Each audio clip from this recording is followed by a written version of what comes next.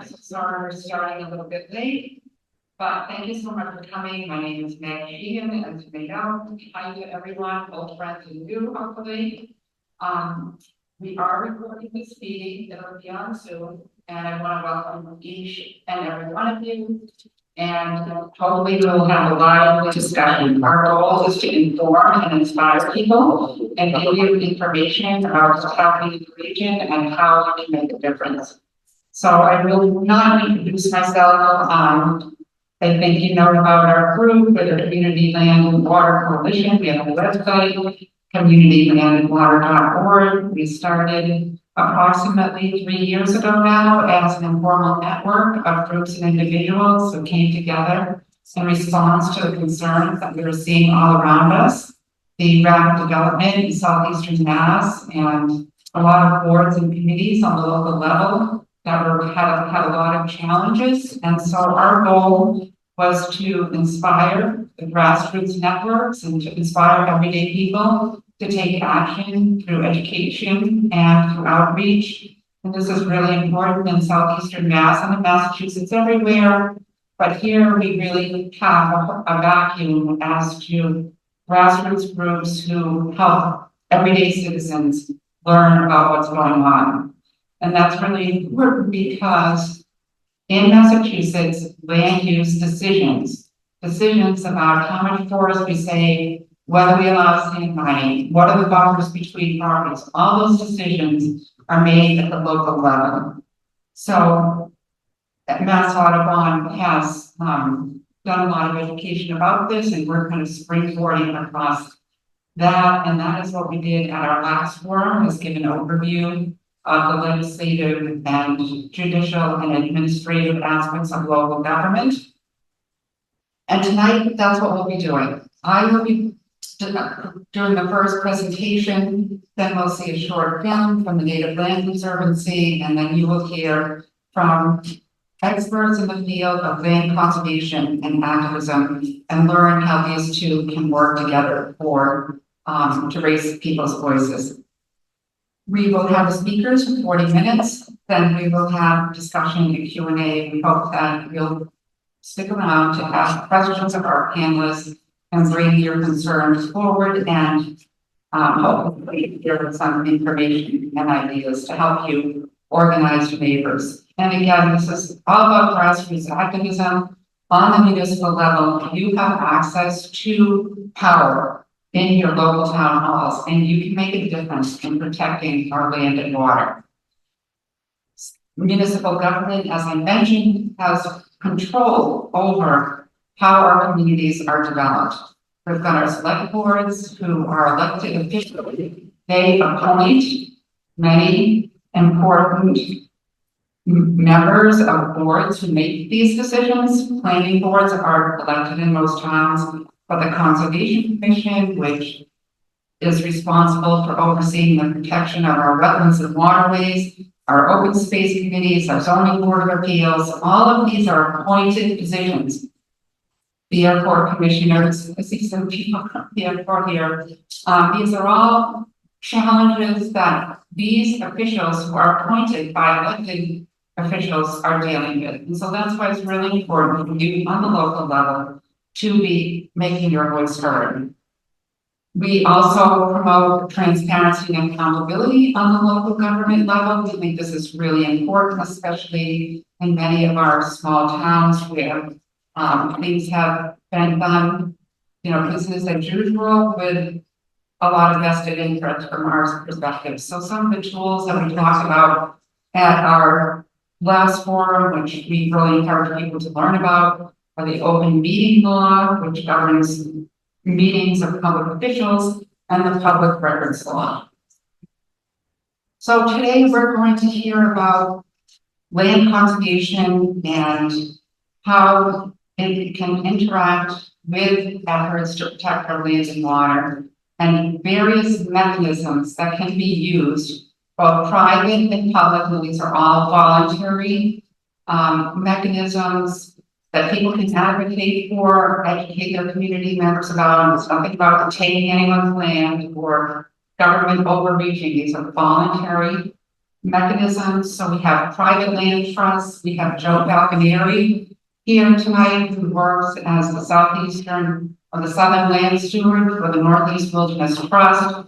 They're stewards of properties here in southeastern Mass. You can talk from the private land trust angle. We have Bill Cohan, who has been involved in town government and using government mechanisms and government funding to protect open space and provide recreational opportunities. We have Bill Bickstrom down at the end who will talk about our public lands and how local residents are acting as stewards of our public lands here in Plymouth. One group that's doing something very different and we think important to educate people about from a different perspective and to give a perspective about land and a lot of what we see as a challenge that we're trying to deal with is the view that land is just a commodity. When we go to zoning board meetings, we see, you know, a plot plan and a map, and it's one-dimensional. And the question is, under the zoning law, how many units can we cram in here? How much sand can we get out of here? And we think it's important to convey a different perspective and to validate the views of other people who have a different perspective of land and what it means. And one of the land protection mechanisms that is being used across the country and here in southeastern Mass, it's been used in a very groundbreaking way as a cultural respect easement that has been implemented on the Cape and here in our backyard in Kingston with Money Pond Preserve, which Joe will talk more about, and about the Wampanoag and at the Wampanoag Common Lands. So the Native Land Conservancy is a group that owns land in Kingston as well as in other places in the state, and it's honoring the land and protecting the land from a Wampanoag perspective. So they couldn't be here today, but they sent us a video and I wanted to play that, and there was some food for thought about how we view our land and water here in southeastern Mass. Oops.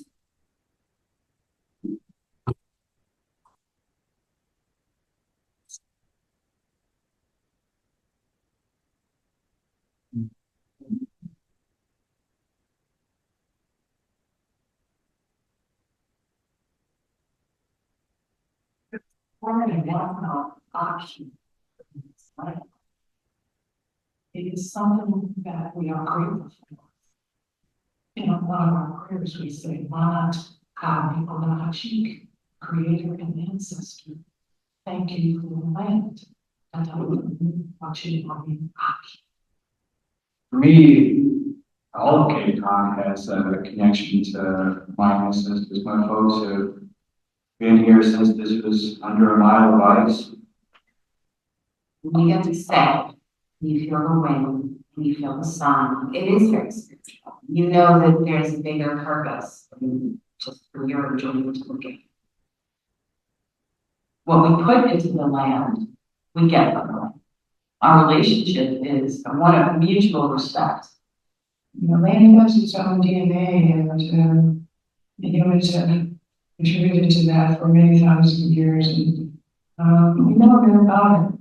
The mission of the Land Conservancy is to rescue land spaces that have some cultural significance, watersheds, and special areas where different species need to be, almost like any other conservation group, but with the nature connection to those spaces. Over the years, we've hosted walks with the Native Land Conservancy that really brought a new element of understanding how special our native landscapes are. And as we move forward, we wanted to figure out a more formal way to acknowledge their organization and also help us educate people on Native people's involvement with the land. The Cultural Respect Agreement between the Dennis Conservation Trust and the Native Land Conservancy was signed December 19, 2016 at the Sturgis Memorial Library in Martinsville Village, Massachusetts. The agreement formally acknowledges that there is culturally important areas of 250 acres behind Jacob Beach. The agreement allows the Native Land Conservancy access to educate its membership and allow for cultural observations to be practiced there. So it was really wonderful to also mesh tradition and ceremony with the Academy concept. It was so moving and so powerful to me to be a part of that. This particular mutual respect agreement was very meaningful to me and nationwide. We're getting a lot of attention about it. It's our responsibility to work together with all of the people who live on Cape Cod. I don't feel good that other conservancies come to us and want to partner with us and want to have those stories told on their conservation lands. With the way I believe that people should function, trust and respect. Because it does take a lot of trust to be able to share the land.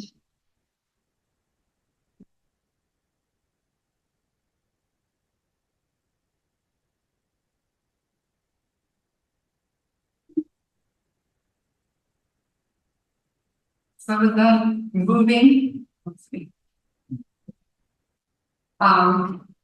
Introduction, I hope that gives us all a great perspective and jumping off point for discussion and to learn more. So our next speaker will be Catherine Harrison. She is on the staff here at Community Land and Water Coalition, and we're so honored to have her. She has a deep connection to this region, and she's also an amazing scientist, writer, and activist. Thank you, Meg. Thank you to the Native Land Conservancy as well.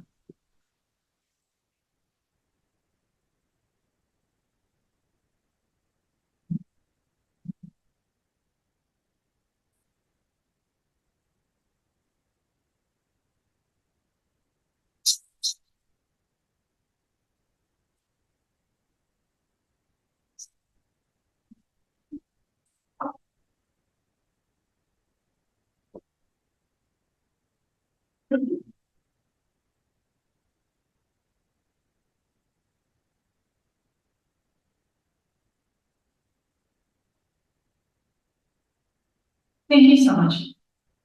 As Meg Sheehan introduced me, I'm Catherine Harrelson. I'm with the Community Land and Water Coalition. And what I'd like to do is just talk for a few moments about some of the data and evidence of the work that propels the work of Community Land and Water Coalition. And I believe some of the data and evidence that has brought all of you here today to talk about land conservation.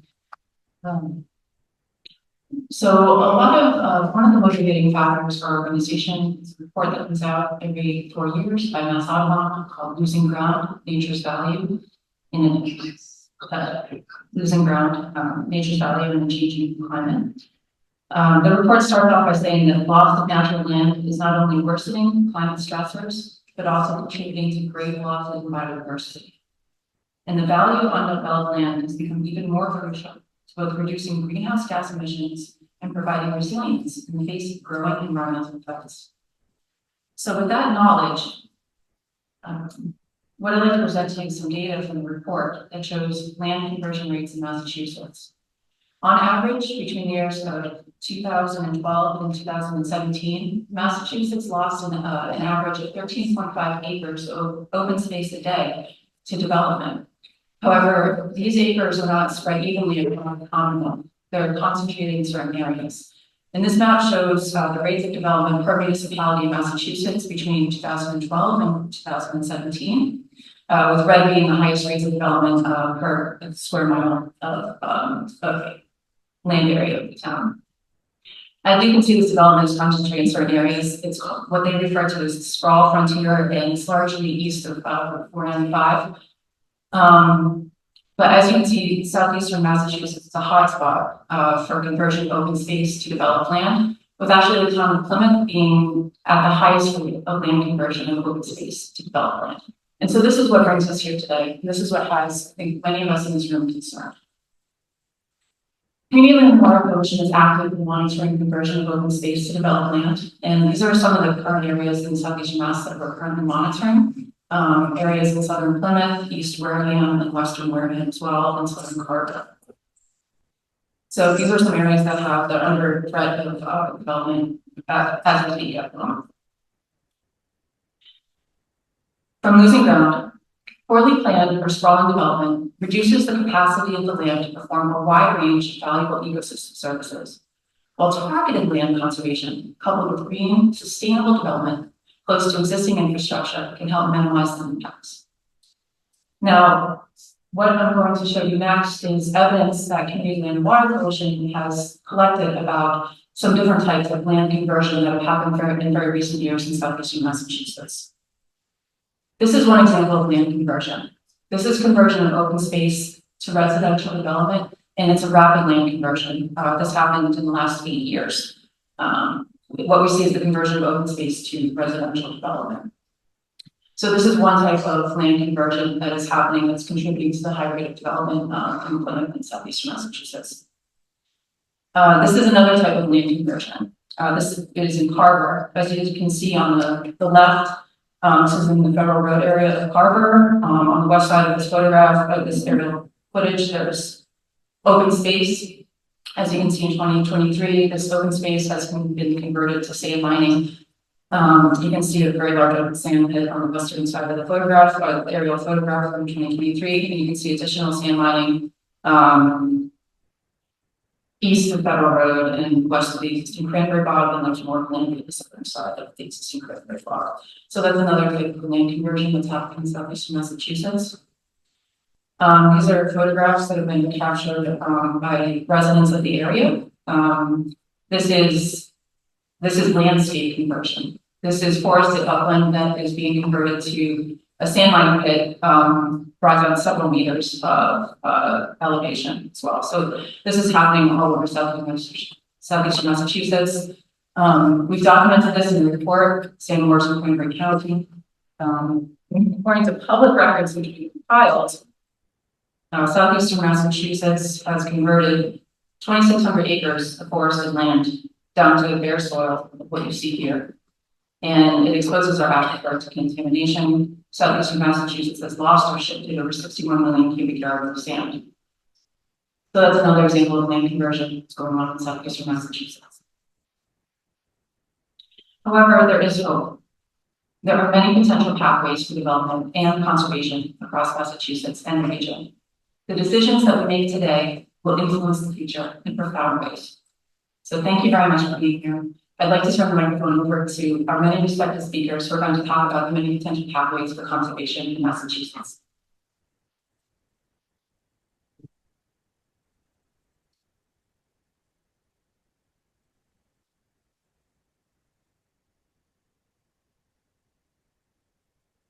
Next speaker is John Mahoney, but he was not here yet. He was speaker is going to be late, so I was going to go to Bill Cohen.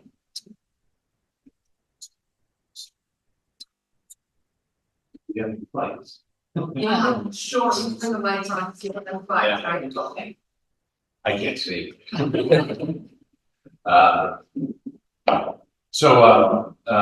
name is Bill Cohen. I grew up in Plymouth.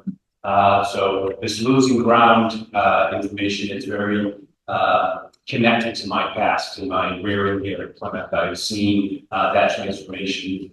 Like a large segment of the population, we moved here in 1969 with my family, and I began to go to school here locally. I had an opportunity to study abroad when I was in college, and an opportunity to work in Washington on Capitol Hill in the Senate office for David Patrick Moynihan in New York. And during that experience, I learned about conservation and preservation. He was always very focused on this idea of conservation and preservation. When I came back to Plymouth later on, I saw the importance. I had experience in political organizing through college and afterwards. And I took that skill set to the town that I had grown up and became very, I call it hyper local, where I started zeroing in on how do you make things, how do you change things? And what I'd like to touch on is local government. What we have here in town is a form of government called town meeting form of government. It's a highly representative form of government where residents can participate in the process very easily. If you wanted to run a precinct to be a town meeting member, that's something that you could do. And there are a select board that's elected in town, and that select board appoints, as Meg indicated earlier, nearly 300 people to different boards and committees across the town. There's also a planning board at the town. These boards are appointing committees that are doing very important work. Right now, they're involved in the master planning process. So I can't advocate enough for people to get involved locally on committees and boards, because the good work that these people are focused on across southeastern Massachusetts can be only as effective as we can be with supporting their efforts on committees and boards in terms of electoral politics in your local government. Your local government has control of something that is very, very precious, and that's called zoning bylaw. Here in the town of Plymouth, what happens to our environment is dictated by this thing called zoning bylaw. And town meeting has control of the changes that they make. Different boards and committees can offer articles to town meeting to vote on, but town meeting is really something that has a great deal of influence on that process of development. So I often tell people that in my experience, just growing up in Plymouth, we saw a circumstance, and that was a rapid development here in southeastern Massachusetts, here in Plymouth, just around the year 2000. There was this thing called the Community Preservation Act. Some people got together here in Plymouth. We got the signatures, we got it on the ballot, we passed it. What we tried to focus on was, obviously it does land conservation, but it does also affordable housing, which is part of land conservation. If we're more efficient with how we build housing, we can protect open spaces, bringing the cost of services down to communities by effectively looking and working with developers to get the best possible homes and building to meet the needs of the local economy and housing. So, you know, the CPA does have this role, is also the historical preservation. We live in a town that's only 400 years old. So we saw this as an important vehicle to address growth and development issues in the town of Plymouth. Community Preservation Act may look at housing, historical, and open space, but in its essence, it has a lot to do about preservation of our communities and our land. So over that period of time, we were able to literally preserve thousands of acres of land in coordination with different committees and boards. And that has been a success over nearly 24 years. But there's a lot more work to be done. And that work only can be done if people get involved on a local level. Like I said, joining a committee or a board, going to the planning board, going to the select board, and being appointed to a committee and board involved in the master planning process, or the Conservation Commission, or the Zoning Board of Appeals. These are important boards that we should be looking at, finding people to volunteer for. Also, looking at local elections here in Plymouth. Obviously, we have a town meeting form of government in every precinct. We're electing 9 town meeting members. It's something that you can do. You can put your name on the ballot and run for town meeting. Obviously, town meeting is handling a lot of issues that we have to address every year, our budget, our other growth concerns. But on occasion, there's heated debates at town meeting about the future of Plymouth and what it's going to look like when they start looking at our local zoning laws. So they control the local zoning bylaws. And that's a way of serving in that capacity. Again, my biggest application is getting involved locally on these committees and boards so that we can work effectively with the town to design growth and development that is going to be sustainable for the town. The cost of services are going up across the town as we utilize this land in a manner which is obviously very detrimental to the habitat, the water supply, all the things that we're very concerned about. So, I think that is one of the most important things that people can do as residents is to understand how their local government works, get involved in their local government, serve on these committees and boards, focus their attention on the growth and development committees and let their voice be heard. 23 years ago, a group of us got together with a clipboard and we got the CPA passed. And ever since then, we've been active on the local scene, trying to get people elected to office that are going to make a difference when it comes to how we control the future. Because of all the work everyone's doing up here across southeast Massachusetts, it is the municipality that has the final side. say, in that capacity, you have to be involved on a local level. So rolling up your sleeves, getting on a committee, getting on a board, running for town meeting, to be part of this process. So that's my biggest admiration, but I look forward to other discussions with the presenters this evening. Thank you.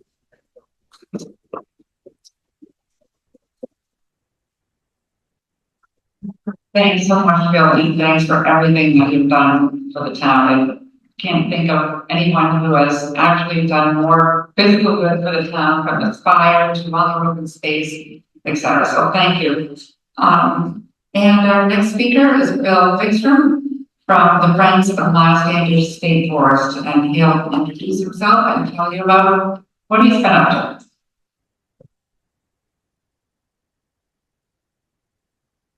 Hi, I'm Bill Vikstrom, one-time member of Town of Plymouth for 38 years. I've been a member of the Friends of Mount Standish since 2009. It was founded in 2007 by Sean Heller.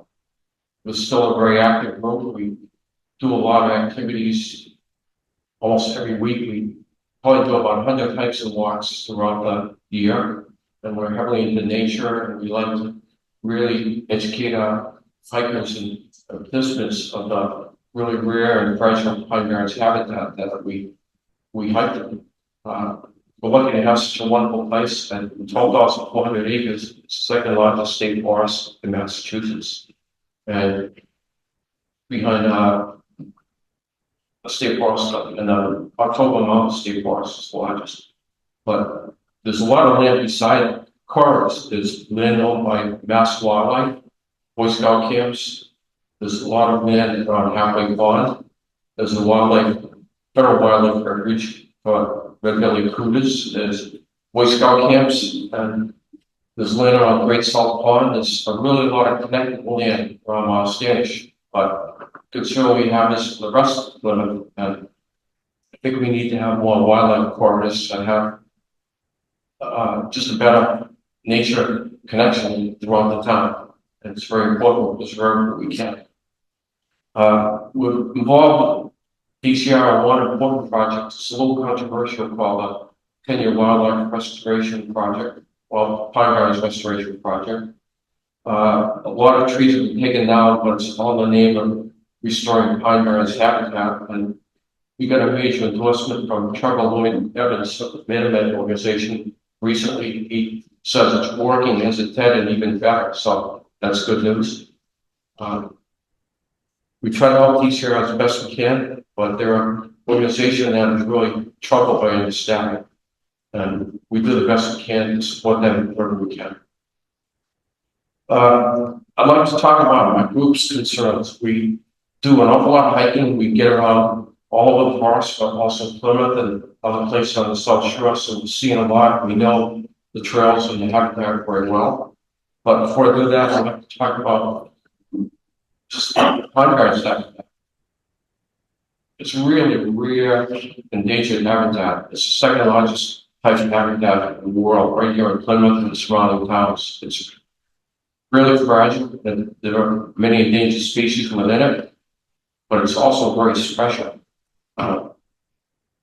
The last glacier really had a major impact on how this was created. It left behind a lot of sand, created sand hills and valleys, and left behind icebergs, great many kettle ponds. There are 58 of them within Miles Standish, around the waters of Miles Standish, and 150 in Plymouth.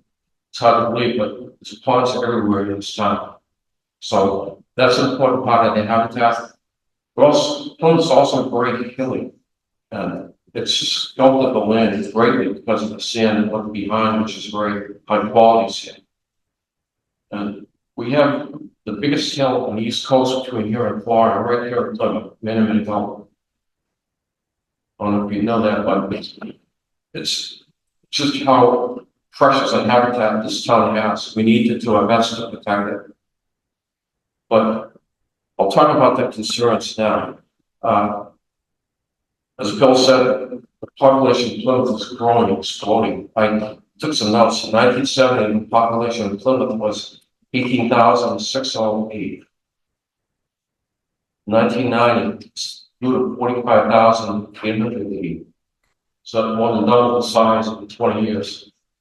Now, 2020 was 61,000, I think 917, and now I heard 67,000. So where is this all going? This area is getting loved to death. There's a lot of people coming here because it's such a desirable place, but what's the future of this town, the way it's going now? I think we need to put some rein this in a little bit. Who knows what this will project like in another 50 years? It's hard to imagine, but the traffic is going to change a lot, and who knows when, with all the apartments and the building going on, it's just hard to project where we're going to be down the road. But that's concern number one. The second concern is our sole source water act. It covers 7 towns. Part of it being the ounce of water underneath our soil, and that soil is filtered by trees and sand. But sadly, more and more development is cutting down trees and sand being mined, and we're losing that protection for aquifer.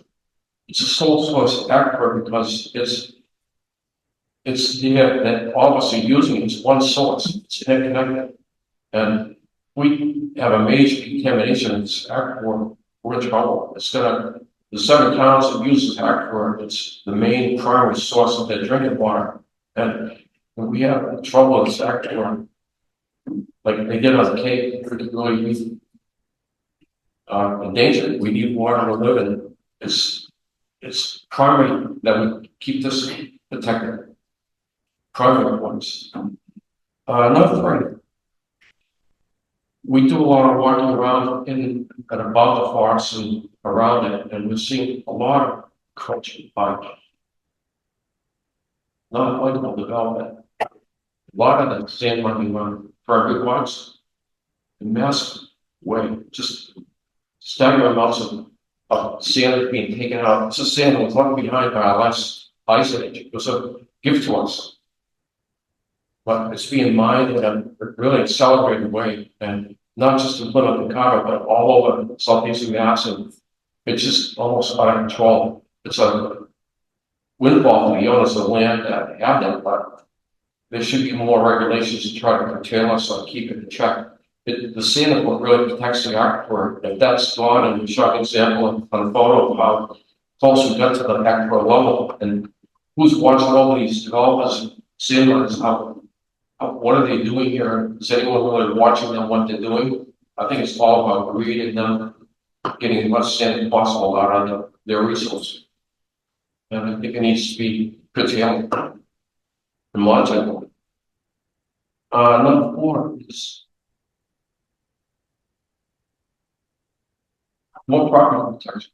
Bill said that so much land has been protected already by the Community Preservation Act, but I think we need to keep going with that, protect any available possible that's possible to be purchased. I know there's some nice prairie water properties that have been bought in the last few years. One is Foothills Preserve. Another one recently was Rocky Hill Road Bonds. I just walked there this week. It's beautiful. Black Cat Preserve and some land on Route 80. They're all, what's happened to prairie bogs, what's happened to a lot of land is, if you give it back to nature, nature has a wonderful way of restoring itself and restoring it back to the way it formerly was. And that's what happened with all these bogs. I've seen it happen in other towns in Duxbury, Emerald, Marshfield, and wherever bogs have been restored for maybe 30, 50 years. That's amazing. You really, if you didn't know, you wouldn't know it's a prairie bog. It's the woods are taking it back, and the plants, the first growth vegetation. It's just a beautiful sight to see, and nature has a way of restoring if we give it a chance, and we can preserve more of this land that's been damaged. And one other point, back in 1850 or somewhere around there, I think 95% of the land in Massachusetts and New England was deforested. And now I think 65% of Massachusetts now has forest covered again. So this is a great area for nature to really do its thing, and there's hope for the future. Another thing is the airport expansion. That's kind of a private camel that I've seen has their own agenda, and they're trying to trip down and throw some people in Plymouth. I live in West Plymouth and I hear those private planes going over my house on some days, just every 15 minutes. It's really annoying and a major source of air pollution. I know some people that live closer hear the jet traffic and they're trying to add another 30 to 70 feet to one runway, all in the name of safety, but you know it's about encouraging more jet traffic. It also affects people that are vacationing in Mount Standish and Curlew Pond. There's it's a beautiful campground isolated by itself, and one of the runways heads right over Curlew Pond. So imagine the people that are camping there having what's a matter racket on days when the traffic's going that way, but it's the truth. And it's only going to get worse if they encourage more traffic. You know that's what that ulterior motive is. We thank you, Bill, we need to go on to the next. Okay.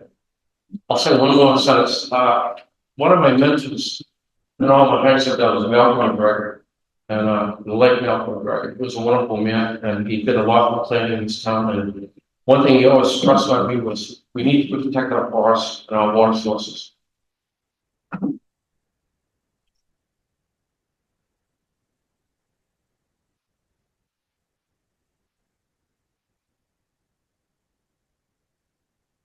Thanks, Joe, for all that great information.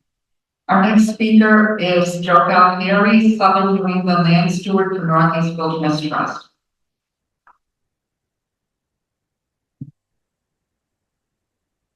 Thank you, Meg. I'm Joe Falconeri. I'm the Southern New England Land Steward for the Northeast Wilderness Trust. We're based out of Montpelier, Vermont, and we manage and own over 82,000 acres of land throughout New England. We're the largest pure wilderness land trust east of the Mississippi. So we're a nonprofit land trust, and people pretty much donate their land to us, or we work deals with towns where we own conservation easements on town-owned property, and we preserve it forever wild, meaning we will not forest that harvest or do any forestry on that land.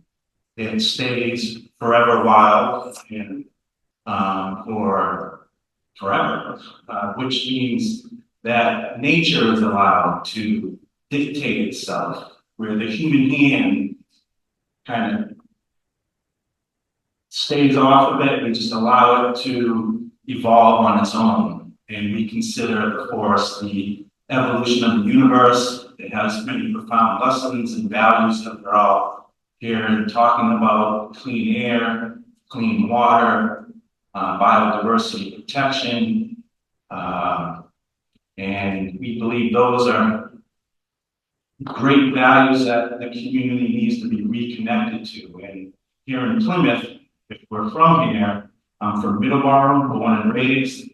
The last 30 years, we've seen our community change. And now is the time, it's okay to say, wait a minute, what's going on? What can we do to get involved and maybe slow some of this down to help preserve some of these last connected ecosystems for future generations? And that's where we stand today, because we need to understand that we do all have a voice. As Bill was saying, even if you do not run for any of these boards, participate. I read all the local scribes, just like you. If there's something that I'm interested in, I try to get involved. So believe that we all have a voice. And it's more important than ever that we just, it's not that we're anti-development, or I am. I come from a family of developers. It's just we want proper due diligence. And we want to slow it down a little bit, and just to make sure that some of these last remaining places are preserved. Southeastern Massachusetts is one of the most populated regions of the country. And here we are in a globally rare environment, and it's disappearing before our eyes in our generation. So I work for the trust of the Southern New England Land Manager. I'm just a land steward. I'm not an ecologist. I'm just kind of a normal Joe like everybody else. I have a dream job. I go to all the properties throughout Southern New England, and I oversee them. I make sure that there's no encroachment or illegal activity on our preserves. That means like ATVs and dirt bikes, or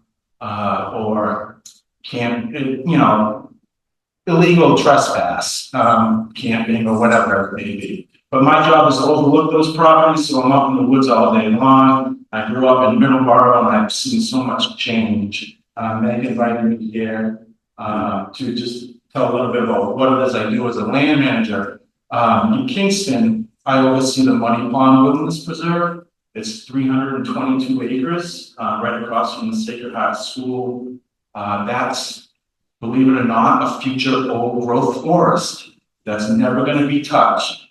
And if you go there and visit, you can walk on those grounds and know that for future generations, it's going to stay and evolve forever, just as it is. No one's going to touch it. And Bill alluded to the Pine Barrens being so special. Muddy Pond is one of those special globally rare ponds. And we have plants and flowers on that pond that are found nowhere else in the world. And so these events are very important. Thank you, Meg, for organizing it. And yeah, participating.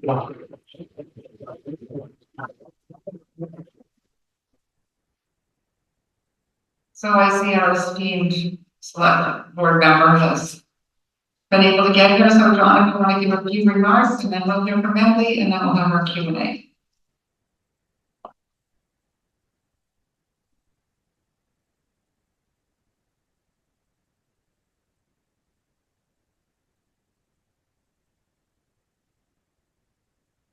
Next to me, but I apologize for previously scheduled dinner arrangements at 5. Show of hands from anyone who hasn't seen the movie Chinatown. Who has not seen the movie Chinatown? Okay. Please put that out. That's really the pride, but not see the movie. Well, I mean, if they're on the age of 40, I give it to Emily, have you seen it? Oh, okay, all right. So you need to put that on your list of things. So, we're gonna go back to 1840, at a macro level, the Boston 128 area. It was constant out of control development and no sustainable water supply to back up that development. This went on for roughly almost a century. In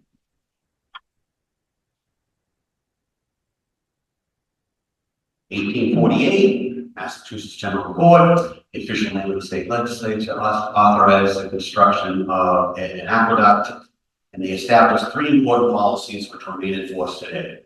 1, public rather than private ownership of the public water supply system. Okay, that's what Chinatown's about. Great movie, go see it. Okay, use of upland reservoirs with gravity fed rather than pump supply systems, and 3, watershed protection rather than filtration to ensure the quality of the water, which means that you're investing in open space surrounding your water supplies. You're not sitting there permeating everything around a body of water with cesspools or failed septic systems.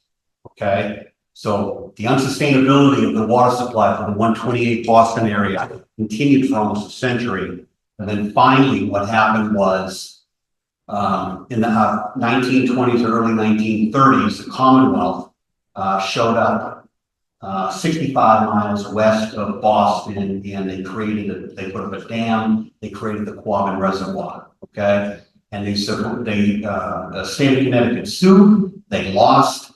They had to ensure that there was at least a minimum flow coming out of that river that was going in one end of the Quabbin and coming outside the other end of the dam. Okay, having said that, if it stopped raining tomorrow, the Boston 128 area had 6 years of supply of water before you would run out. So you have 6 years in the ability to go off and do something else. So they quote unquote have created a supply of water that doesn't need any money to pump into the city. It's all gravity fed, and the quality, there's no chemicals added to it, because the Quabbin is surrounded by 150 square miles of open space, and the Commonwealth is always looking around the perimeter of that 150 square miles to pick up more acreage, so they can only add to their supply and ensure the quality of that perpetuity. So the Commonwealth of the Beacon Hill took care of Boston in the 128 area. Roughly a century ago, political muscle in this area sat with the city of Brockton, and the state legislature gave complete control of the city of Brockton to the Silver Lake, and the 7th largest naturally occurring body of water in the Commonwealth. Okay, so it's bordered by 4 communities: Pembroke, Kingston, Halifax, and Clinton. Okay, surrounded by open space, 10 to 13 million gallons is pumped west to the city of Brockton, so that Brockton can do what they specialize in, and that's be Brockton. And I use profanity here, but I'll refrain from doing that. Okay, so they don't need open space in Brockton, because the open space they need to ensure the quality of water, their drinking water, is provided in 4 other towns, forcibly a century earlier by the state legislature. Okay. So why am I telling you this? So the state took care of the city of Brockton, they took care of the 128 belt, they took care of the city of Boston. You think the state is going to come down and take care of you? They're not going to do that. Okay? So Beacon Hill, Republicans and the Democrats, they don't give a damn about you. You are on your own. The pendulum with respect to development in this community, especially since January 1st of 1972, when the big illusion showed up, okay, is to the 99.999% percentile is weighted towards development. You don't lack revenue, you have too much revenue. That's why you have higher property taxes. Everything is based on acquiescing property rights to either private individuals or companies or corporations that want to do nothing but exploit it. Okay, so you need to swing that pendulum back to the other side, and you do that by securing land and buying open space, strategically located parcels. You want to ensure drinking water, the quality for this community for decades, if not centuries to come. The last thing I'll tell you is that I took a 2-year sabbatical from the select board. I was fortunate enough to come back in May of 22. In August of 22, I was at Speedwell Cafe, getting an update 3 months into my return with a department head. And I said, okay, what's going on? And this individual looked across the table from me and said, 1, this is going on. 2, this is going on. 3, we're researching desalinization plants. I was completely caught off guard. Okay, are we on the edge of the Mojave Desert? Are we in the Middle East? Okay, are we in some West Texas community? We're not. Sit in one of the greatest ocracies in the continental United States of America, and that individual is doing their job because that's the direction this community is heading, and it's pathetic and embarrassing. So if you don't stand up and do something today, that's where you're going. Desalinization plant, an absolute embarrassment. Higher property taxes, the expansion of government, higher, more debt, less affordability, because we didn't have the foresight to save some land for ourselves.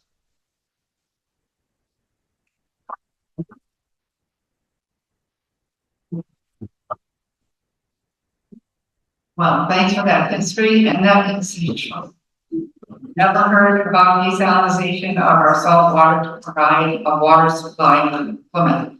That's kind of a shocking idea. There is a desalinization plant on the Taunton River that provides some water to the city of Brockton, so it's not out of the question. Okay. But Okay. And they're paying $7 million a year for the desalinization plant and taking nothing in water. Okay. Yeah. What kind of a deal is that? it's certainly a bad deal, and I know it was very controversial. A lot of us were really involved in trying to come up with another option for the city of Brockton other than desalinization and taking water and out of the estuary in the Lower Taunton River. So anyway, that's a whole other chapter. But it really is to Johnstown, and now we'll turn it over to Emily Tompkins, and she'll introduce herself for some youthful perspectives and some hope.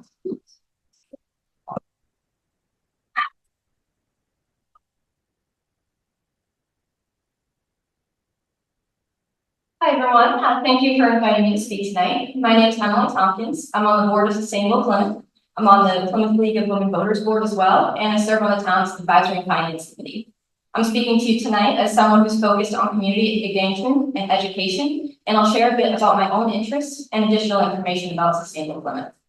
To begin with, our mission at Sustainable Plymouth is to advance environmental sustainability through education, community engagement, communication, and coordination to residents, businesses, and organizations. If you'd like to connect with us, you can visit our website at sustainableplymouth.org.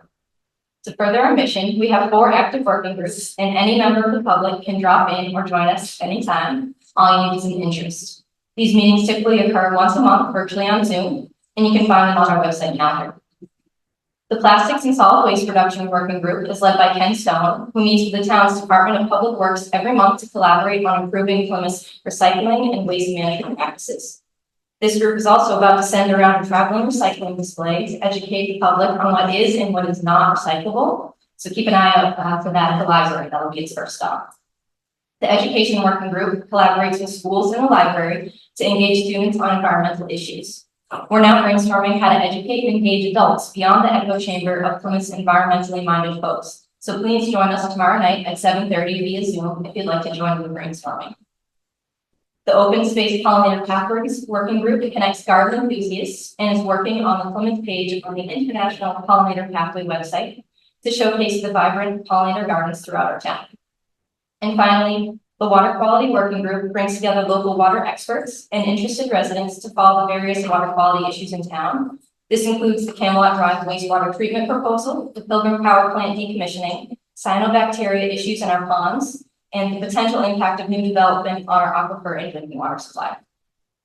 So you'll notice a common theme with all of our activities is collaboration across different organizations and town departments and engaging directly with residents.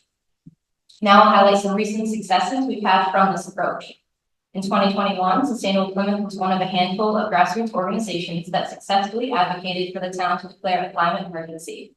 This declaration led to a new Climate Action Net Zero Committee, or CANS, which advocates for climate adaptation actions and has opened the door for grant funding opportunities. By 2022, the town hired a climate resiliency and sustainability planner. Now Mike Cahill, a town employee, worked in close partnership with the CANS committees, various town offices and departments, and other volunteers from the community. And recently, the Select Board approved Plymouth's Climate Action Adaptation Plan, which was developed by Mike Cahill and the CANS committee, and lays out several dozen actions to build a more resilient community in the face of climate change. By working together with other grassroots organizations and town leaders, we've seen significant progress on environmental issues in Plymouth over just a few years. Finally, I wanted to highlight the master plan process that's now underway, as it was mentioned earlier, because it's another way we can engage our decision makers on our longer term priorities over the next 10 years and beyond. By attending public forums or submitting responses on their website, there are many opportunities to share your ideas and concerns related to land use, housing, transportation, historical and cultural resources, public services, economic development, and sustainability. To be honest, my excitement about the master plan has been met with some cynicism, but the way I see it is it's up to us as residents to make sure the plan doesn't sit on a shelf and to hold town leaders accountable for using resources like the master plan and the climate action and adaptation plan in their decision making. Staying informed and helping educate others in our community about these plans is how we can work together to bring them into action. In closing, as a lifelong Plymouth resident and someone who's relatively new to civic engagement, it's my personal mission to engage residents of all backgrounds, ages, and economic situations to be in the know and have their voices heard. Through my volunteerism, I'm taking a multi-pronged approach. And we have over 50,000 registered voters in this town, but we have only about 7,000 people voting. So I see that as a lot of potential for outreach. If you're interested, I have a QR code with some helpful links to better understand our local town government, to help you find your precinct and town meeting representatives, to learn more about Sustainable Plymouth, or to connect with me further. So please find me after this meeting. Thank you all for allowing me to speak, and I look forward to the discussion.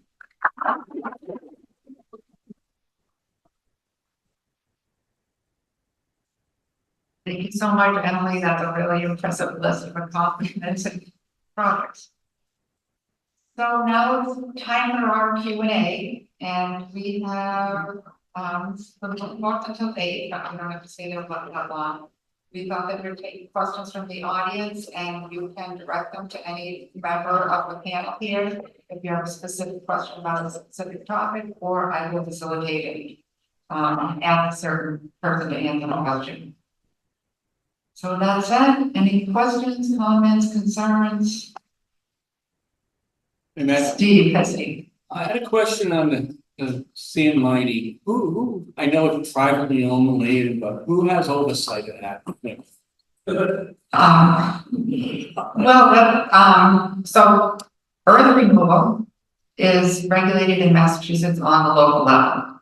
So depending on the town, it's either regulated, say in Plymouth, by the zoning board of appeals and the building inspector. In Harvard, there's an earth removal committee that regulates it under general bylaw. In Wareham, there's a general bylaw and it's regulated by the board of selectmen under permits. There are strict standards and the courts have set standards for the volume of earth that can be removed off anyone's land. But those standards are not applied, and that's why we're seeing a lot of what we're seeing today. Oh, that's where I'm oversight. Who makes sure that they're doing what they're supposed to be doing, not doing what they're not supposed to. Local boards and committees, building inspectors, etc. So we're trying to get more state engagement on that level. When our wetlands are involved in San Mining, across wetlands, we have our signs out here, wetlands are not mines.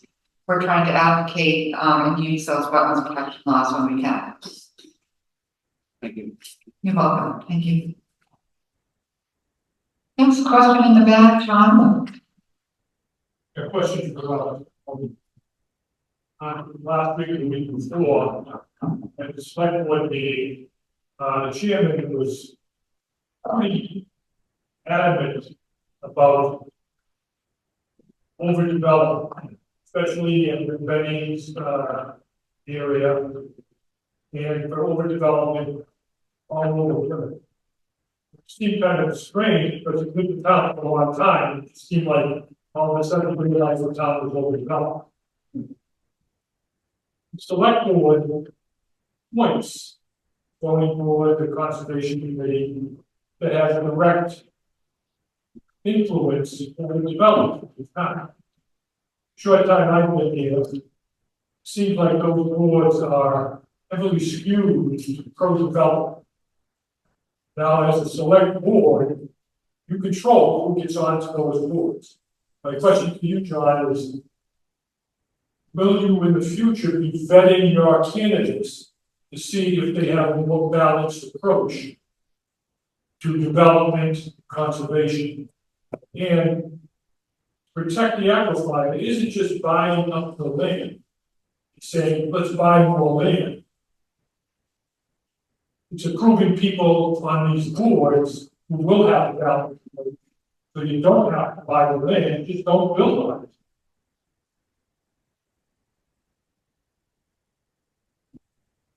So, your name's John? John, So, I think that my employment as an individual towards those committees has always been balanced. Obviously, with respect to Concom, wetlands bylaws and regulations are the wetlands bylaws and regulations. So, I do want someone on there that's going to be objective and, interpret them straight down the road. But I agree with your sentiment that it would probably skew towards being more pro-development. Obviously, the former chair, 6 to 12 months ago, of the Conservation Commission was, I would say, completely or unilaterally approving certain projects, and that got that individual into hot water, and that individual resigned. I think the last couple of appointments to Concom have been individuals who are skewed more to the middle or towards, conservation. Can't recall all the other questions. At the end of the day, you can only bylaw, zone, and plan your way out of certain things.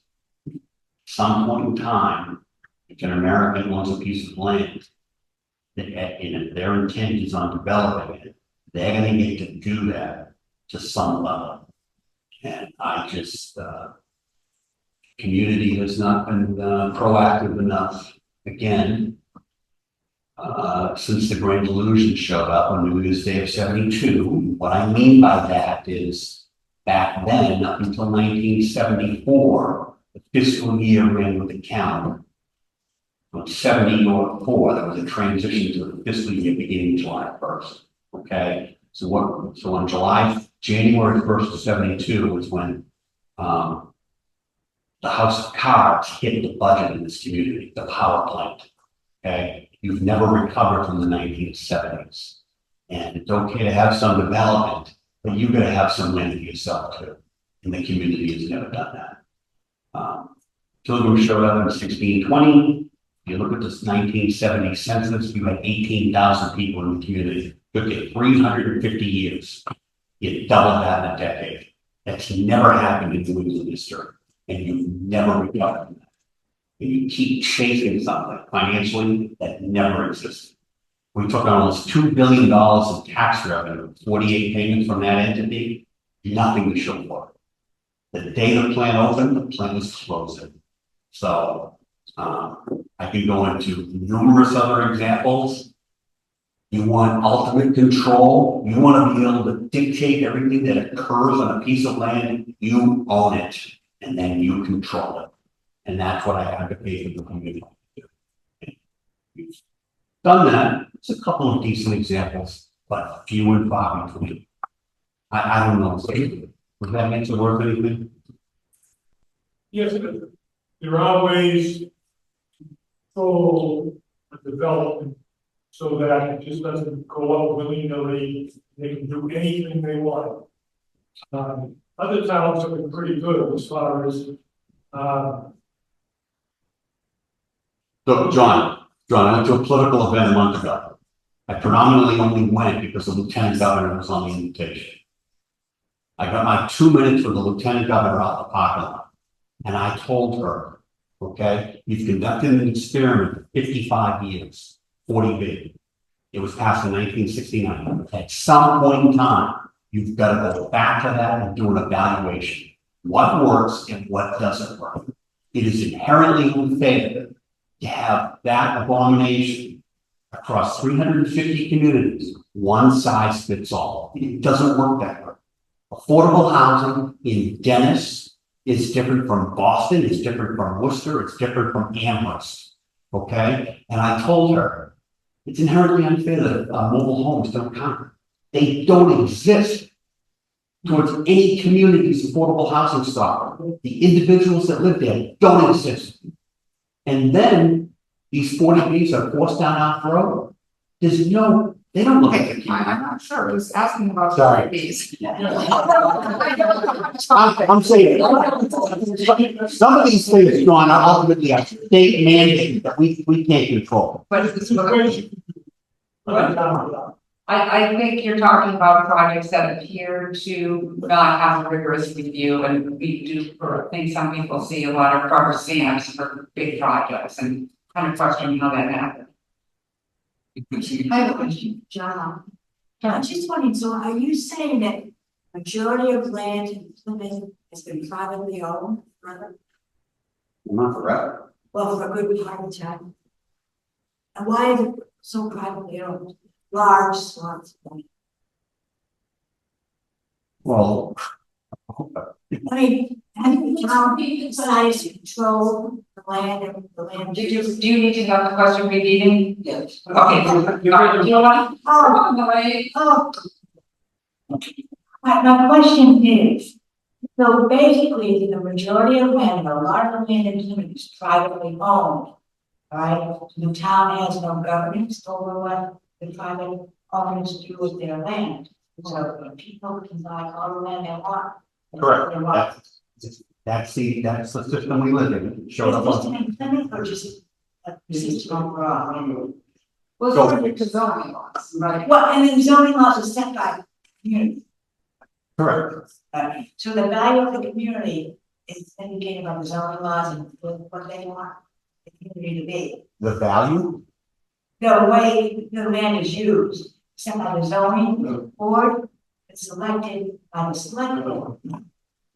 Well, the zoning laws are passed. I think the laws, right. So they're subject to local control, local values. So I don't know the entire history there, but, so I don't know when the 3 acre rural residential went through, but I'll guess that was a reactionary level, zoning that went through post 1970s or 80s as a reactionary measure to slow down residential growth because you added 28,000 people in 20 years, 71 to 90, okay? And the belief was that if we create, you can only put one house on 3 acres of zoning, that will slow down the sprawl. Right. Okay, something like that, but that didn't, Then they changed that. Now there's no like right. on the land, build anything on any land. The whole tech lane is still 3 acre residential, rural residential. So in theory, if somebody were to get their hands on 1,500 acres, they could get 500 permits to build 500 single family homes. That's gonna be that, and I'm gonna oversee that, and there's no oversight of that. So in an instance like that, if Holtec sold the 1,500 acres, not to the town of Plymouth, not to the Commonwealth, but to a private sector developer, that individual now has 500 single family permits. And there's nobody that can oversee, I mean, that's just, That's what exists on the books today. they change that, I mean, if the laws would change. But you can't, Inappropriate state law. you can't, You can rezone that way. well, you can rezone that, but that might trigger another reaction that you don't want, and that has happened in the past. So they tried to put a moratorium on building, and Mr. Hartman knows about this. And what you can do is, he has all the data as what occurs, because it's like a 60 or 90-day window of notice. And all those people that own large swaths of land, they go down to the planning department and get their permits before that 2 or 3 year moratorium is put in. So you actually trigger. So they don't, nobody really wants to say their land and conserve their land, and put the land trust. So because we're American, this is the system you live in, I mean, Well, they I'm not have, saying that- I think it's not everybody who does it. yes. Oh, okay, so, good question, it's complicated, zoning law, this, the whole libraries about it, and lots of lawyers who practice zoning laws and trying to follow our board of committee to help developers get their permits. And that's why we need people to show up in meetings, understand the zoning laws, that's what we try to do. Help people understand, you know, this piece of property is zone for residential, commercial, whatever, here's what's allowed within the boundaries of the law. And no, you know, there are opportunities there. The boards will give waivers, you know, with one project, we were calling it bylaws or bylaws. The zoning board of appeals gave so many waivers from the zoning laws that why have the zoning laws? So those are the kind of things we need people to learn about and get involved in. Good question. Mr. Randall. Yes, thank you. I'm Howard Randall, I'm from Brooklyn. Have a great interest in this subject. I've served on the Vision 2020 Task Force that is now some 25 to 30 years. Really trying to ring a bell in the southeastern Mass community with the train coming significant. Okay, yeah. Significant development was to follow the train in the woods. And certainly that is certainly not only in the case of Plymouth, but a whole bunch of other communities in southeastern Mass. I have 30 years of public life and I know these subjects in and out. I listed myself as recovering public servant, lots of years. Nothing succeeds, I find, as a former public, like having a room full of constituents interested in the issue, willing to force out the facts, you know, and get their elected to take notice. So if you can't be on them, at least the bottom line, show up. You neighbors are out to say a phone call, guess what? You want to remove 30,000 guys next door, we're gonna have a barrier. That's where you say, I'll be there, because other officials respond to that question. I would also like to alert us to the other factors that are in play here. And that's the people on the Golden Dome in Boston. It's probably been a year or more where the governor is unilaterally say that those communities served by the MBTA will set aside certain sections of the community where the zoning will, like 40B, which well, affordable housing, where some of the zoning bylaws set aside multiple story buildings and houses like Plimpton really would be so out of place. And you've seen some pushback, I think town of Middleborough, some of the wealthier towns have the money to take on the legal challenge and go and get lost. Just this week, they announced an initiative that they want to take the siting of solar and wind and energy batteries out of the hands of local authorities and into the hands of some state ordinance board. So we're losing that control. So I started out my public life, I think, on the planning board in Halifax. And I soon learned that owners of land and developers and those people that would like to say bad have rights. And those rights are incorporated in the state bylaw that are hand down to the towns we live by and by whatever wiggle room towns have within town meeting to change them. So the fish lots from the and that's an old Downey's expression. Our problems are not just local. And if this continues, especially in the year of 40B, which is a real heavy-handed attempt that's been on the books for a very long time. But I would have, and I agree with you, sir, that one shoe doesn't fit all feet across the country. But I would note, in my observation, that all of this development, Plymouth hasn't moved the needle 1% in terms of the 10% to avoid the onus of the 40B, not to have to suspend your zoning bylaws in order to accommodate a developer with higher intensity and to try to get some affordable units. If you have over 10% for housing certified as affordable, and this is where the mobile home business comes into play. It's just totally ironic that those are included in the 10%. But my note a year or so ago was that Plymouth really, through all this, haven't moved the 10% to what they were 20 years ago to what they are. Okay, well, thank you, Howard. Ron has a response. Howard, do you own a Stanley steamer? I do. Okay, 20 years ago, it took me a ride for a ride. Good. I just want to let you know. Yeah. Okay, having said that, just very briefly, so I don't know how this has happened, but now I've been around for a long time. I can remember when the affordable housing stock in the community of Plymouth was 2.2%. We're in the 6.6 range. The needle has moved. I believe the 10% is still unattainable. There are a multitude of things I could go into. 40 years of complete failure in my opinion, but we have actually moved the needle against our will.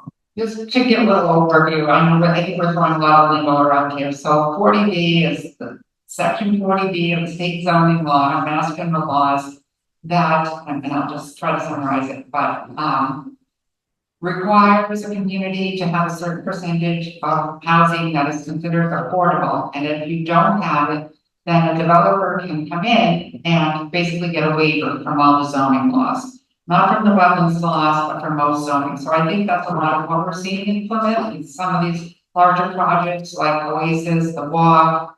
They come in and they can say, well, we're gonna add so much affordable housing, therefore waive all these height restrictions and density restrictions.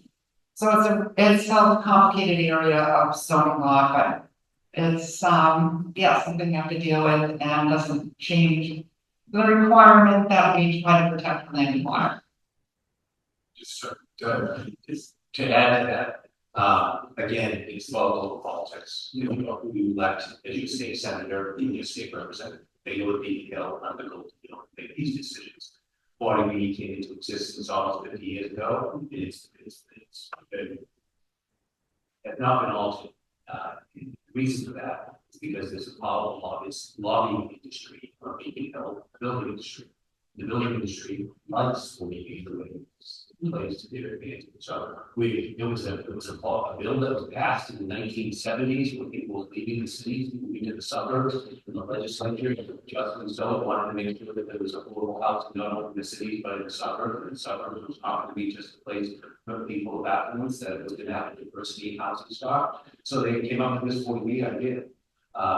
Now, 50 years later, 55, 60 years later, this statute is still in the books and it hasn't been greatly altered. We modernized in the 21st century, really built affordable housing. And the reason why we can't get at it is because the state senators and the state representatives take this lobbyist money and it controls what they do when they can help. So it becomes another issue of who individual elected to sit on the chair or board committee in the state house as a senator or a state representative or governor. Thanks. Any other questions, concerns? Sure. Real quick one. Is anybody working on getting mobile loans as affordable housing? I know there was somebody a few years ago was working on that. What Bill said, I think they may have been in the tent 5 years ago, give or take, and it didn't see the light of day. Because the way it was always explained to me by Vinny DiMacedo, your former state representative senator, was he said it was an urban suburban thing. Okay, and then the majority of Democrats in the urban areas would not acquiesce and allow these individuals down here away in Plymouth, in the Middleborough, with a fair amount of mobile homes to tweak things. There was just. And Matthew, you're telling the same thing, that there's like pimps frequent, but they don't get it. They really don't get it any far. The laws that you work, the House Committee, the last time have to work 20 years for 55 consultant investment. And we see towns trying to push back very few things. Drag up storage maybe one, water, to destroy the aquifer, not allow to put it into not only the 40Bs, but other development as well. But that's one of the things that don't have portable water, you can't supply a development. That's probably one that they would accept. But for the most part, you go before that committee in litigation and you go So, which is embarrassing. So unless it's catastrophic to a community, they're gonna pass it. They're gonna pass. Which is an abomination. Question for Ken. So John, I hate to put you on the spot again. When you were talking about water protection and you went through 128, you said you brought them and all that.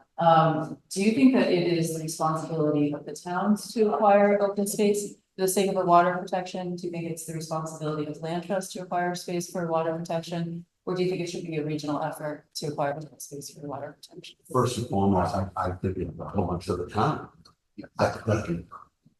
It's the community. It's the community. Because like I used those two examples before, they're not coming to your rescue. Okay. The regional trusts are a complementary piece or a tool in the toolbox to help you get there. But I mean, you have to do that on your own. And, what was the other thing you said? A regional effort for open space preservation by Southeastern Mass or. Use the town regional effort or something. Regional effort. So I have absolutely no faith in county government. They should be abolished, should have been abolished decades ago. So I'm referring to that. But, Or more like Old Colony Planning Council or certain. yeah, that's fine. Those are all complementary pieces that should help us get to the goal. But, first and foremost, it has to come from the community. And, it's been a multitude of, and there is something wrong in our society. You're chasing something that doesn't exist because there's a perception that we have high taxes because we lack revenue. You don't lack revenue. You have too much revenue. Okay? And we're trying to replicate something that never happened. And you know, it doesn't matter if you're running for planning board, select board, state rep, state senator, lieutenant governor, or governor. The political act is driven by survival needs. You have to get reelected. You have to get elected. That's all they care about. That's all they care about. And nobody ever takes a step back to look at what actually doesn't work and what does work. I would add to the police. Some of the. All right, so I can't listen anymore, it's long. Okay, all right, so I'm sorry. Okay, we'll try to keep the questions short and to the point. I want to make a comment. Yes. Message. Links. And one of the many complexities is whatever it is, 7 different towns with their own method of governance, their own integrity at the committee level, greatly complicates preservation of this house. As Bill pointed out, you need the sanding to recharge the water so that it gets clean in the aquifer, which takes a long time. You guys can believe it or not, sir. And it's prompted by the first question here was what is being done to control or limit the whatever the right is, stealing, for lack of a better word, of the sand that is so important to the preservation of the temple. And it is one complicated coalition like that. You aren't just focused on Plymouth, it's not too much of a conversation today, just about Plymouth. And your focus is on Plymouth and Wareham and Plymouth and particularly Carver, very much the shield. Actually, yeah.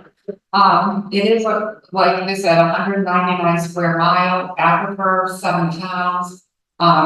It was actually a citizen-led effort here in Plymouth that got the aquifer designated as a sole source aquifer. That was Bill Abbott and some others. That's a federal law. So our sole source aquifer is designated as a sole source of drinking water for these 200,000 people under the federal law, Safe Drinking Water Act. And that has helped us to get a more robust environmental impact report for the airport, also for the wastewater treatment plant. So we are using that law. We're trying to raise awareness. You know, we on the sand mining, we're doing everything we can in local towns.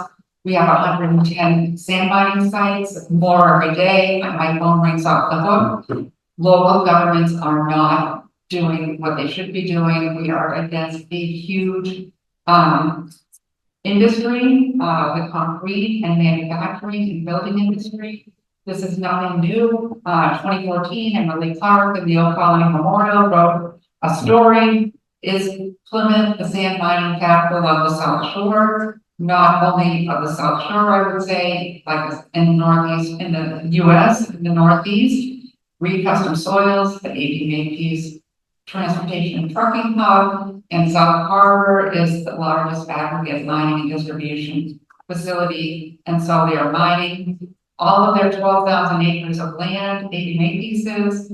These other large landowners, most of them Kramer companies, are, I'm sure you've heard my story before, but exploiting our zoning laws and our general bylaws to do the sand mining. And at what point is this going to stop? I don't know. We're doing everything we can legally to appeal every permit, challenge projects, get them shut down. The site visit tomorrow on the EJ project sand mine next to, on the 900-acre site that has been mined for 100 years. So yeah, there's a lot of work to do to address that issue and to stop what's going on and to try to mitigate and restore some of these sites, because we have, like Catherine said, there's over 2,000 acres on the aquifer that have been stripped down to bare sand where nothing can grow again in human time. So that's, as someone said, exposing the aquifer and threatening it with contamination, expert after expert, it's all documented on our website. It's like an open wound, especially when they create these cranberry tailwater ponds. So yeah, we need a lot of help and support and advocacy around that issue. All right, thanks. So did you announce August 20th windows? Yes, okay. And I'm left to Sierra Club in Massachusetts and then left. Yeah, we've been getting some great support on the Sierra Club for our sand mining campaign to stop sand mining. And we have been collecting signatures on a petition, an online petition that we will be delivering to the governor's office on August 20th at 11 a.m. Outside the State House, we'll be having a rally and a press conference, and we'll be going out to the governor's office, and Sierra Club will be joining us for that, as well as other allies. And obviously, we'd love to get people to carpool from Plymouth and Harvard to come up. But if you value your signature to our petition, that's great. Now, I don't know if it's relevant or not, if anybody addressed does deal with power. I think we are looking at that in it's not that affect the alpha or the environment Yeah, that's another unfortunate situation is so-called green energy that, you know, with all our open space, boards, no nothing. And zoning laws that can be manipulated through another state exemption for solar projects. We have a lot of clear cutting of forests here for large solar. We're seeing a lot of deforestation. Again, the land stripped down to bare sand. We have lithium-ion battery storage that goes along with these solar farms, as well as the 150 megawatt lithium-ion storage battery in Carver on Main Street. We've gone up to the state as high as we could. They are strip mining that site, so not only is it, a huge threat to the surrounding residents who live only a few hundred feet away, there is a battery storage fire, but it's over the aquifer and there's no plan for how to deal with any toxic gas releases if there is a thermal runaway at that facility. Very unfortunate situation. Right. Yes.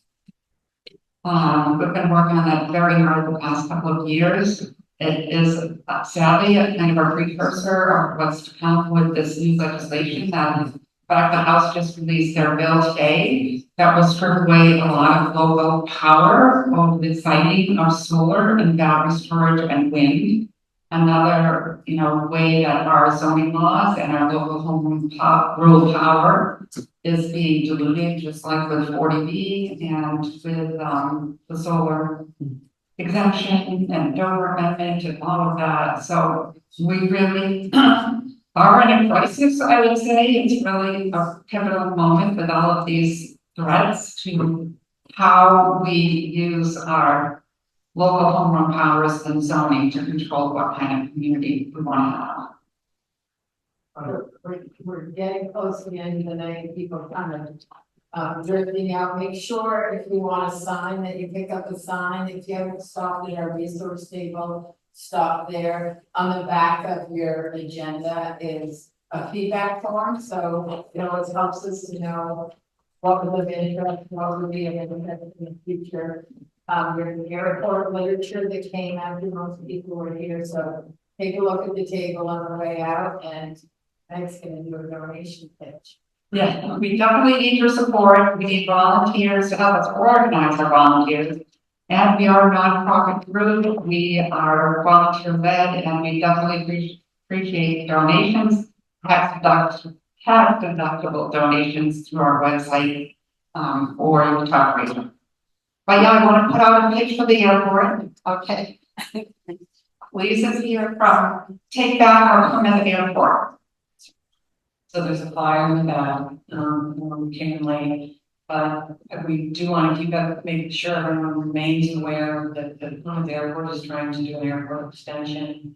To extend the runway 351 feet, to put the runway, at 5,001 feet, which would allow more private charter jets to be flying over our homes in West Plymouth. And it's not just a West Plymouth issue, it's an air pollution issue. And it's something that everybody needs to be aware of because they are being as quiet as they can about it. And our website is here to give you the facts, point you to the master plan, their setup, everything that they're doing. We're getting the facts out to people. So we really, please take a flyer on our website is to take back our PlymouthAirport.org. It's very long, but we wanted to make sure we got the Plymouth Airport name so if any searches came up, we would hit our site. And we need, to spread the word. We want to get a lot of people involved. With so many thousands of people in this town, and the only 2 airport meetings that they had about this initially, they had like 37 people in each meeting, and they think that qualified them for notifying the public. So they're really not doing anything to get the word out. So we're trying to. So please spread the word. Yeah. Thank you, Lisa. And just a word about the airport commissioners. I feel like this was one of the growing pain situations in Plymouth. The airport started off in the 1930s as a very quaint little airport. The airport commissioners have no rules and no regulations, nothing in the charter about the airport commission and what their responsibilities are or who they're accountable to. They are appointed by the Board of Selectmen, and we have residents here who tried to get appointed this latest round in May. They were not appointed. It was the old boy network, people who run the airport, work at the airport, have airport related businesses. This is the kind of thing in Plymouth that I really think needs to change. And how can we have an airport expanding with all this federal money and a federal environmental impact study that's being required, including looking at the Endangered Species Act and how the species in Miles Standish State Forest are being protected, when we have these airport commissioners who aren't accountable to anyone. So we really do need to shine the light on those kinds of situations. And again, just to come back to the sole source aquifer, that was one situation where Lisa contacted us and some other folks. We looked at what the airport had submitted to EPA, to the federal government as their environmental study. And this is under federal law and state law. And they said there was no impact, no potential impact to the sole source aquifer. We brought that to EPA's attention. EPA sent a very harsh letter, and that is what has led to these further reviews. Is EPA said that's not even in the least bit credible. You have to go back and look at the hydrology. What is the groundwater level up there? How can it be impacted by spills and jet fuel and whatnot? So, and the wastewater treatment plant is another, I think, analogous situation where the town tried to skimp and use a 30-year-old environmental impact report from when they had first built the wastewater treatment plant, which was very controversial in 1990. And they said, oh, we're just, no big deal, the harbor is polluted, we can't harvest shellfish there. EPA saying you gotta get the sewage out of the harbor. So the idea was, let's just pump it back up to Camelot Park and put it in the wastewater treatment plant, increasing the volume that would be discharged to the Eel River area up there by some 300%. And again, we looked at the environmental impact report that the town did, and it was just like shocking. So a number of groups got together, we submitted comments. Again, the state came out and said, you can't do that. They had submitted some information about some septic plants, septic system. It was mind-boggling. So here we have this huge town growing fast. We have a beautiful town hall. We have staff. We look like we're all professional. I think we have a long way to go. It's just my 2 cents. So, but we need people coming together and raising their concerns and reaching out to each other, because by joining our voices together, we can make a difference, and we can make a difference at the local level. It's a little harder under the Golden Dome, but we'll try with our petition on August 27th to reach the governor. Oh, the governor is coming to the yacht club in mid-August for Dylan. You're gonna be there. Oh my gosh. Maybe you can get your 2 minutes of that. Oh, yeah, okay. Oh, maybe we'll deliver the petition then. Or You maybe. didn't get that from me. Any other questions, concerns? Anything?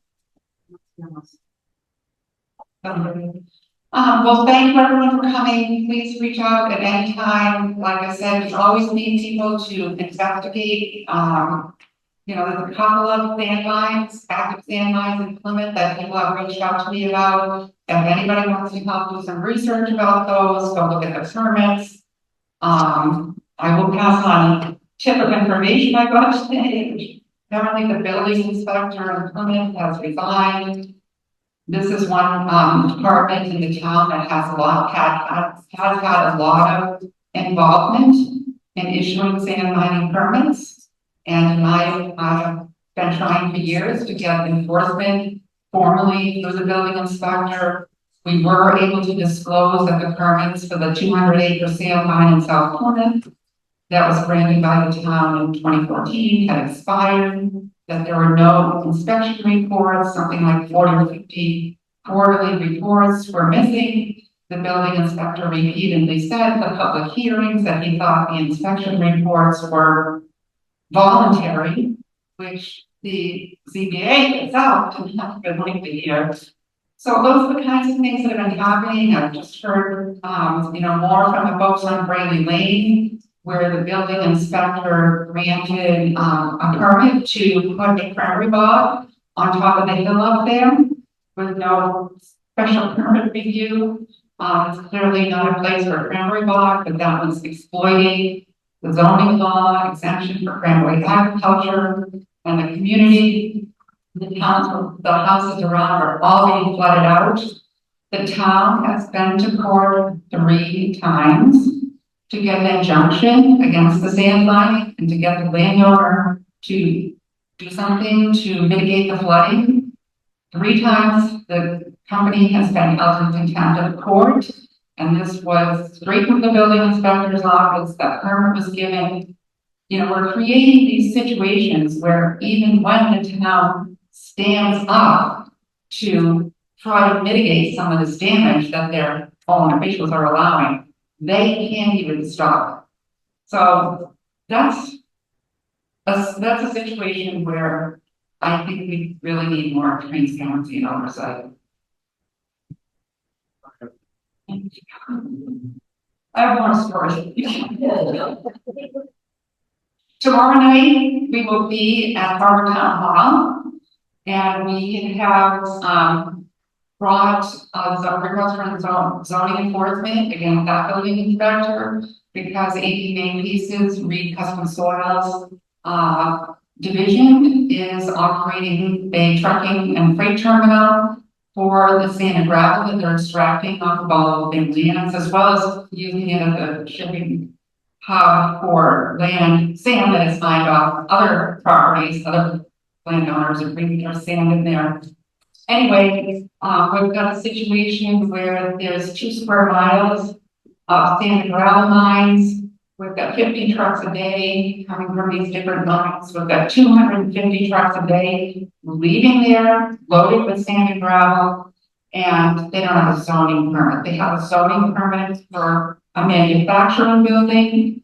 It's clearly a trucking and distribution hub. We're back in front of the zoning board of appeals tomorrow night. It's been quite a battle with Makepeace, but that's what we're trying to do, is shut down that, trucking and freight terminal so we can stop some of the sand from being exported from southeastern Mass. 7 p.m. Carver Town Hall. These folks were there last month. You know, these are environmental justice communities. Of course, all these sand mines are located in communities where people don't have access to justice. And I have a hard time getting urged alcohol, and there are a lot of people coming forward and talking about the silica sand dust emissions. Of course, that's a carcinogen. People can't open their windows because the sand dust flows on the open pit mines. And we have incessant truck traffic. We have even had a slew of accidents involving trucks, trailer trucks in Carver recently. And nonstop truck traffic stripping away all the sand and gravel that filters the aquifer. So good luck coming up, and court date next week will be, we're able to shut down one sand mine in Carver next to Judy's neighborhood. But the company just wants to walk away. They don't want to do the restoration and replanting of the plants that is required under the law, so we'll be informed end of July about that. So stay tuned, read our newsletter, donate, contribute, come to meetings, and you really can make a difference. And you are. So,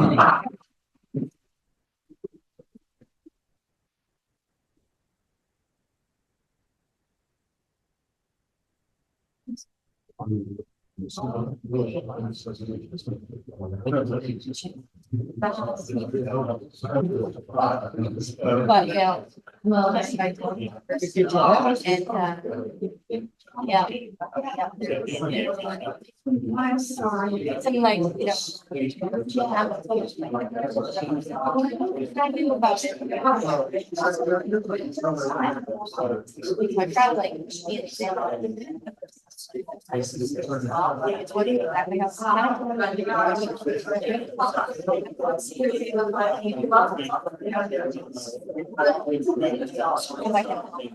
get more.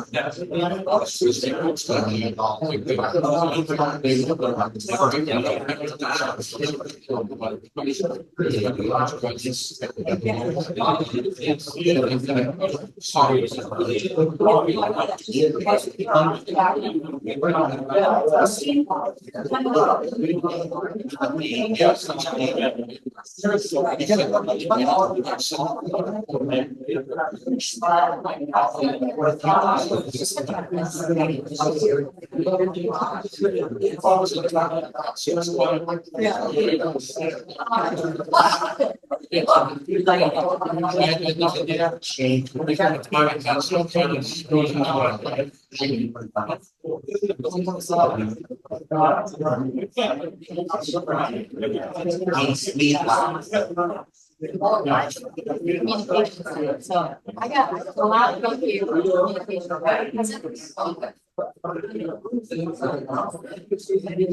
know, I'm not ready for the